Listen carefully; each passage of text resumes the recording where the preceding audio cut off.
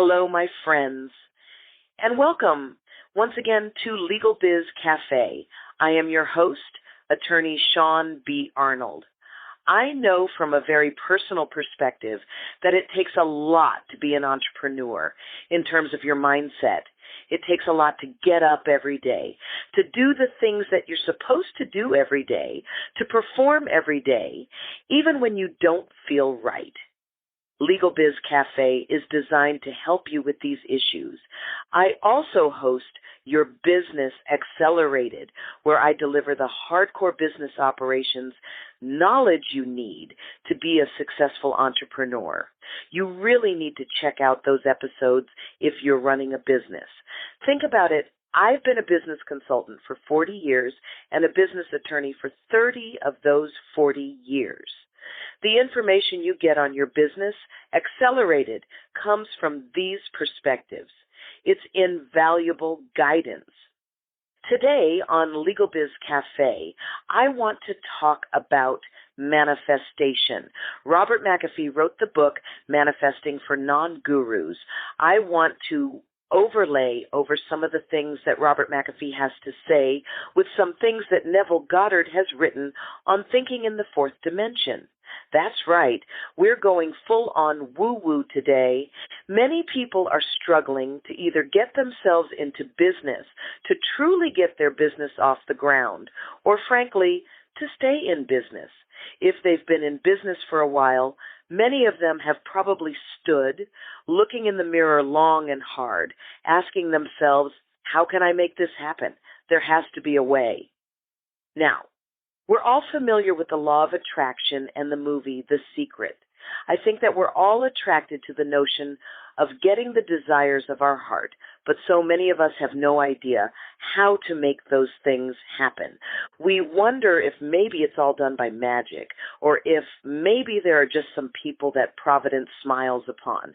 Perhaps some people just stumble onto the formula, the secret, and the rest of us just sort of mire in the muck all of our lives and never really discover what that secret is, why we're here, and what we're meant to do on this planet. I struggled with entrepreneurship for a long time before starting my own firm. As a professional who was in service to entrepreneurs, I saw that dream of entrepreneurship manifesting for other people. In my mind, I wanted to manifest that for myself, but didn't quite know how to make that happen. You see, I say that I was a baby bird for more than 20 years. My mouth was wide open, and my employers were feeding me checks. I hadn't spent the last check, and they were feeding me the next check. Now, while that is an enviable problem to have to some people, it left me very vulnerable. I had all the confidence in the world about practicing law, but no confidence about seeking clients. I could call you and talk to you all day long about your business. What I couldn't do was call you and talk to you about my business. I didn't have the confidence to ask for the business, to ask for the money. I never had to. I spent the majority of my career on the 45th floor. Clients knew my value before they ever got to me. I never had to express my value to a prospect. I never had to tell them why they should hire me rather than the attorney down the street. This was enormously painful. It paralyzed me and kept me from starting my own firm. Does this resonate with you on any level, or am I just talking to myself? Let's define manifesting from a personal perspective, and then look at it from a global perspective. After that, we're going to home in on how to do it. So when we talk about manifesting, what's the first thing that we ask? Who are you manifesting for? Is this for you or someone else?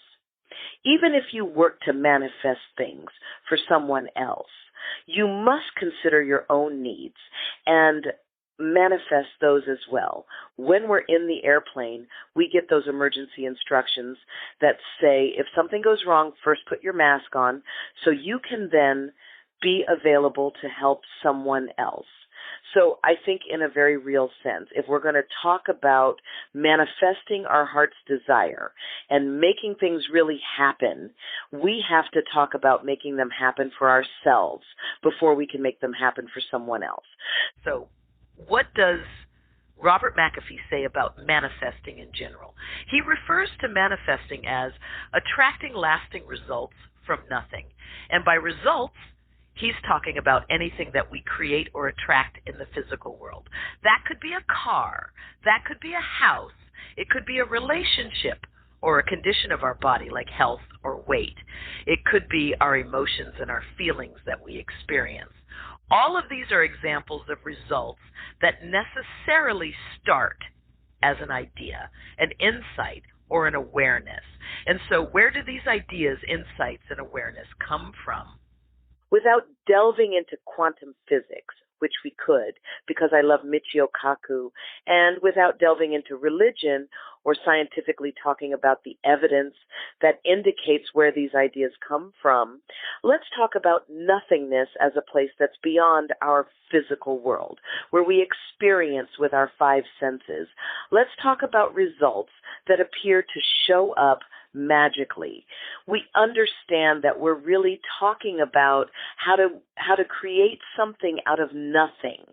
When we start from nothing, don't we really start from who we are as an entity? From there, we must consider the 11 million bits of information that Mihaly Csikszentmihalyi taught us in the book Flow we have coming at us at every second, and our internal representation systems that he says helps us sort through those 11 million bits, breaking them down to chunks of about 126 bits that we can consciously process. We mix those 126 bits with our attitudes, beliefs, language, gender, and a host of other filters that put us in a certain emotional state.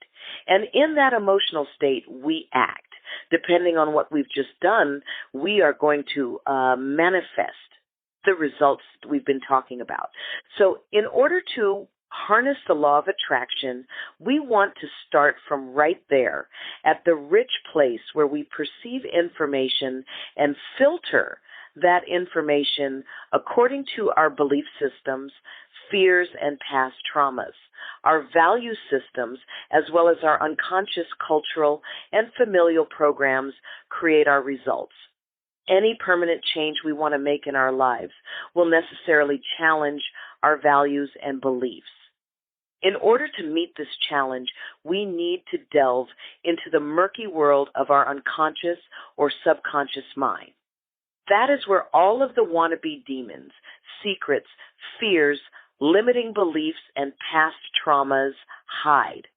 All of these things are vanquished when we reprogram our unconscious or subconscious mind so that we become a magnet for the things we want in our lives. You have heard me say more than once that meditation is key to successfully reprogramming the unconscious mind. That's because meditation allows you to slow your brain waves down from beta to alpha and beyond. Once you reach this deeper level of mind, you establish a clear line of communication between your conscious and unconscious minds. You can effectuate real, permanent change. Manifestation is a multifaceted subject. It will take us a while to unpack it all. In future episodes of LegalBiz Cafe, we're going to talk more about how our meditation practice is impacted by how we show up in the world in terms of who we are, how we actually define our core self, and what roles we play in the world, including the skills, talents, and abilities that we bring to the table, and the contributions that we offer to the world, and then how all of that plays out in our lives. Won't you join me again, friends, on LegalBiz Cafe? We are going to talk more about how to manifest joy in your business and personal life. I want to thank you for joining me today. I am attorney Shaune B. Arnold, reminding you, as always, to maximize your competence to get the confidence you need to succeed. We'll talk with you next time on LegalBiz Cafe. Bye-bye, friends.